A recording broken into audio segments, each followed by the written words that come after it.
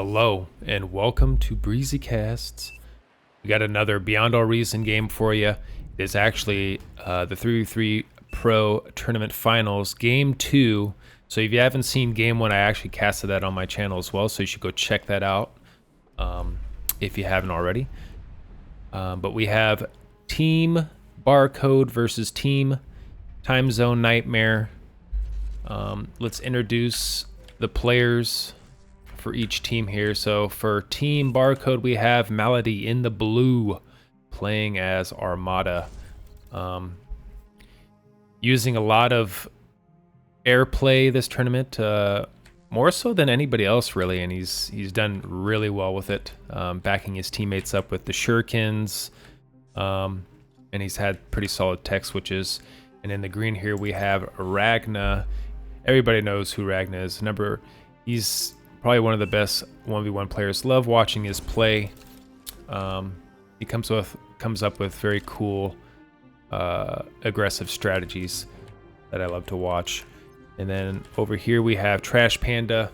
I believe he's come from Age of Empires 4, a professional player from there. So converting over to Bar. Looks like a lot of aggression happening already. I can't really introduce all the players here, as we got ticks all over the place. So good pickups by Trash Panda, but 2 ticks snuck around the backside. Commander Laser keeping those wins safe.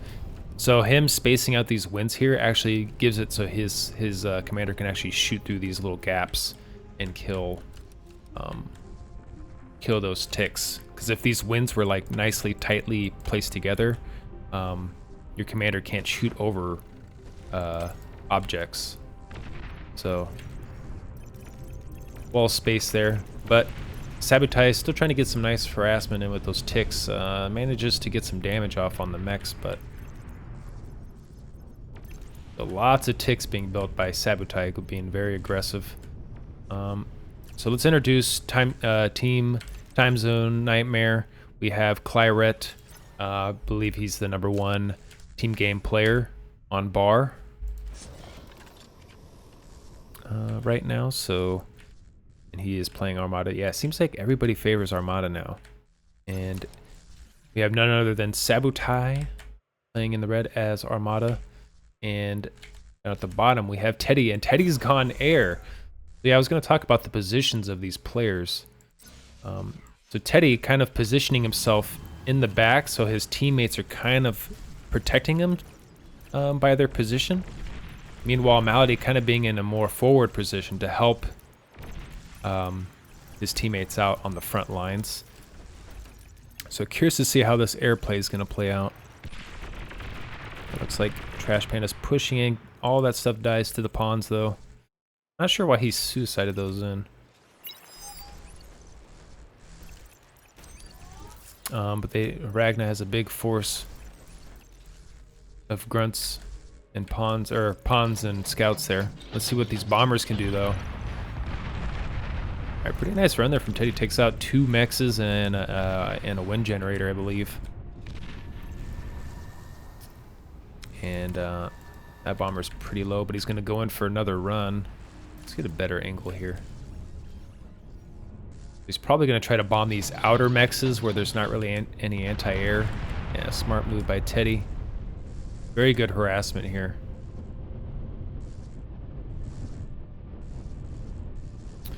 And meanwhile, he has an aircon building these metal extractors under the water. Curious to see if the water will come into play on this map.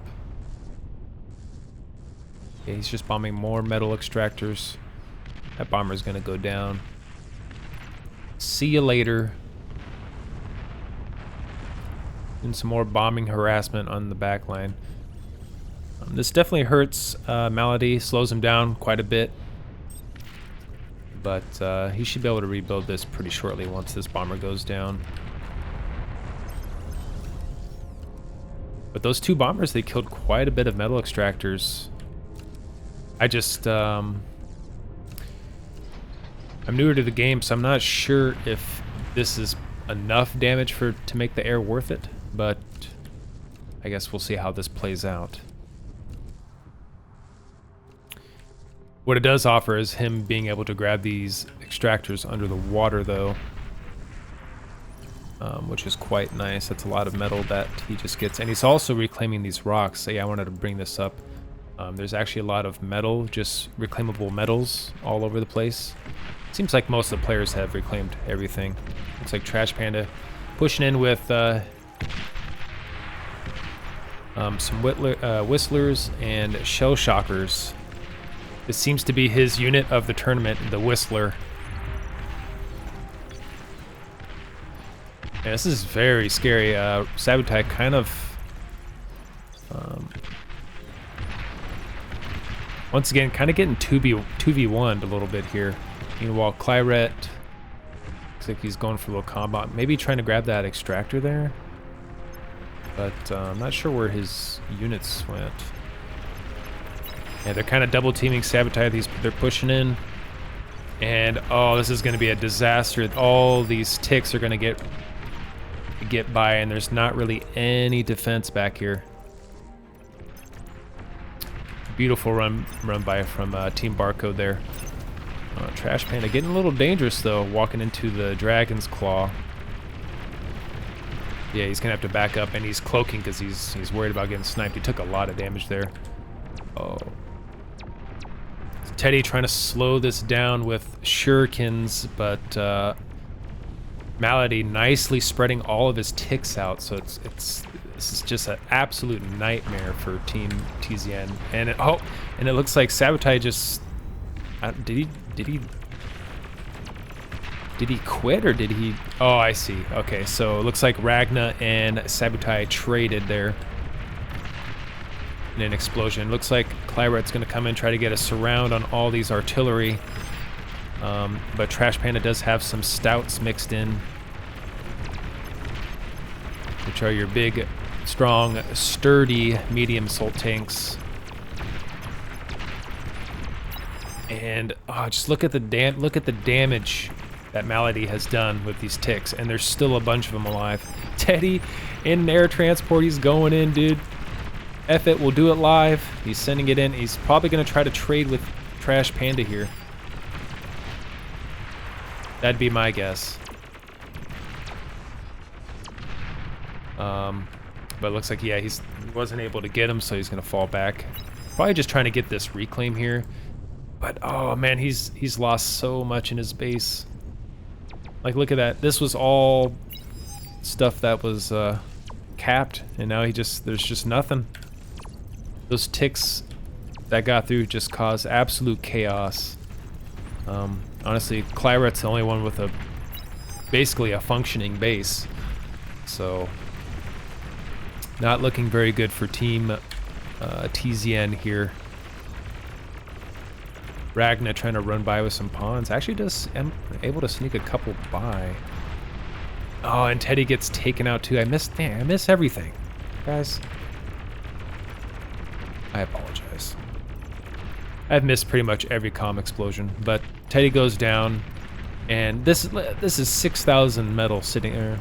Actually, no, not that much. So 1,250 each. I mean, that's a lot of metal though.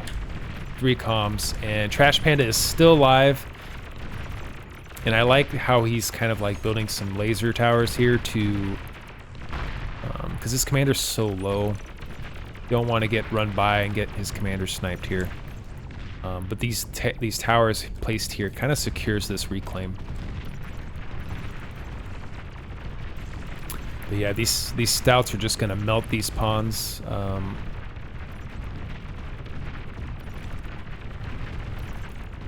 And yeah, I mean, Claret's in big trouble. This game has been all Team BARCode.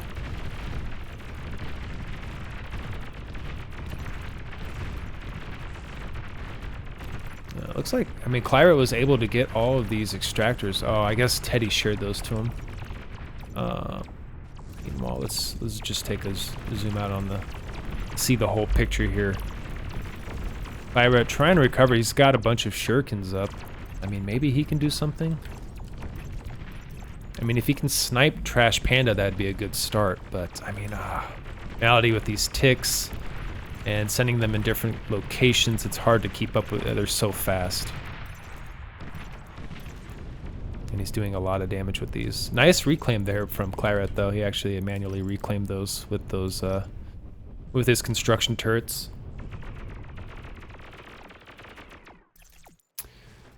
Definitely not what I thought this game. I thought this game was gonna honestly not go down this route. I thought it was gonna be a little more static because it's so choky, but I mean, pretty solid game plan from Team BARCode. And here come the shurikens. This is his chance to... Basically almost all the units are paralyzed, so now he's going to send his pawns in. And he should be able to clean this up. A lot of metal there for Claret. Although his problem's not metal, it's energy. He's stalling on energy right now. So if you're stalling on energy, you're not able to really spend your metal. It's kind of like a balancing act. And Malady saying he's going to go air to finish the game. So it looks like he's tech switching into air, and he's getting Falcons up, which is your air fighter, which he's going to use to take out these shurikens shortly. Looks like Malady is... oh, so these gunships can actually shoot. They actually kill stuff underwater. And here come the ticks. All of the shurikens are going down, and that's basically what was keeping Claret in the game. So at this point, without the shurikens, yeah, it looks like Ragnar's gonna be able to push through Claret's army. Pretty brutal. What a brutal start for TZN, man. Some would say this is a nightmare of a game.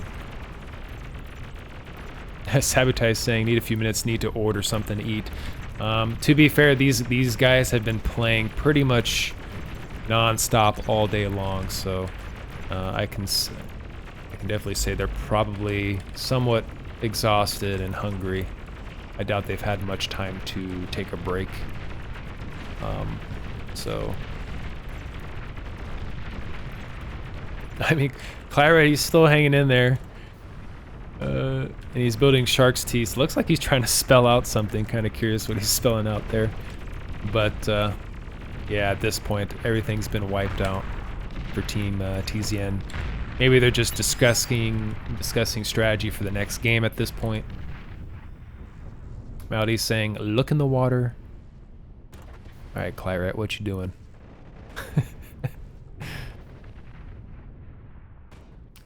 Let's see what everybody else is doing. Everybody else is just kind of chilling at this point. You know, the game's pretty much won, so it doesn't really look like they're building much at this point. That's a lot of construction bots. So it looks like Maldy's going to go into C, probably finish this off with some subs. I don't know if there's anything in the air plant to actually shoot underwater. Sabotage saying, Claret, what are you doing? Trash Panda talking trash. Claret getting washed in the sea. Kappa. Okay, looks like he spelt P. Hashtag P.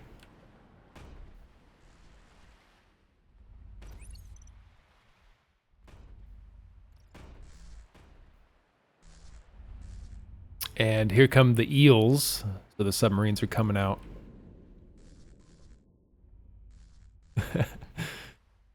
I think Claret's just having fun with it at this point. Curious. Okay, so it looks like he's trying to spell peace. But I mean, he could just be saying P, you know.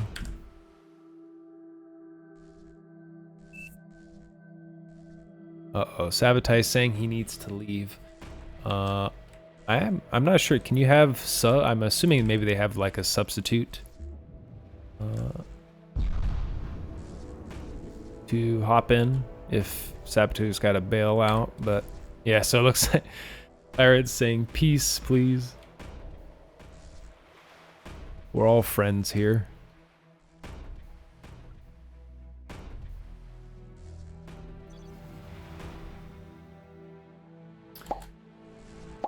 And let's see. We can speed this up a little bit. I think we know how this ends, guys. The submarines are coming in. I actually wonder if these shark teeth...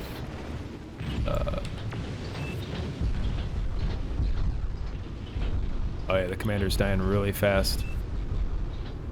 And it looks like Ragnar's trying to build like a proxy shipyard right there.